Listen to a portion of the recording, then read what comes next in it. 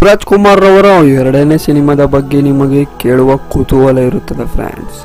S friends, Yuvraj Kumar ಮೊದಲನೇ movie ಆಗಿರುವಂಥ ಯುವ ಮೂವಿ ಒಂದು ದೊಡ್ಡ ಮಟ್ಟದಲ್ಲಿ ಸಕ್ಸಸ್ ಅನ್ನು ಕಂಡಿತ್ತು.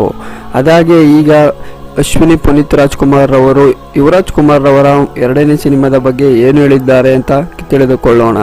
ಅದಕ್ಕೂ ಮುಂಚೆ ನಮ್ಮ ಚಾನಲನ್ನು ನೋಡ್ತಾ ಇರೋರು ಸಬ್ಸ್ಕ್ರೈಬ್ ಆಗಿಲ್ಲ ಅಂದರೆ ಸಬ್ಸ್ಕ್ರೈಬ್ ಮಾಡಿಕೊಂಡು ಹಾಗೆ ಪಕ್ಕದಲ್ಲಿರುವ ಬೆಲ್ ಐಕನ್ನ ಕ್ಲಿಕ್ ಮಾಡ್ಕೊಳ್ಳಿ friends.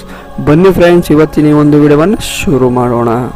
Yes friends, Yuvraj Kumar ಅವರ ಮೊದಲನೇ ಮೂವಿ ಒಂದು ದೊಡ್ಡ ಮಟ್ಟದಲ್ಲಿ ಸಕ್ಸಸ್ ಕಾಣಿರುವ ಹಾಗೆ ಈಗ ತಾನೇ ಎರಡನೇ ಮೂವಿ ಕೂಡ ಅನೌನ್ಸ್ ಆಗುತ್ತೆ ಅಂತ ಎಲ್ಲರೂ ಕೂಡ ಕಾತುರದಿಂದ ಕಾಯುತ್ತಿದ್ದರು ಫ್ರೆಂಡ್ಸ್.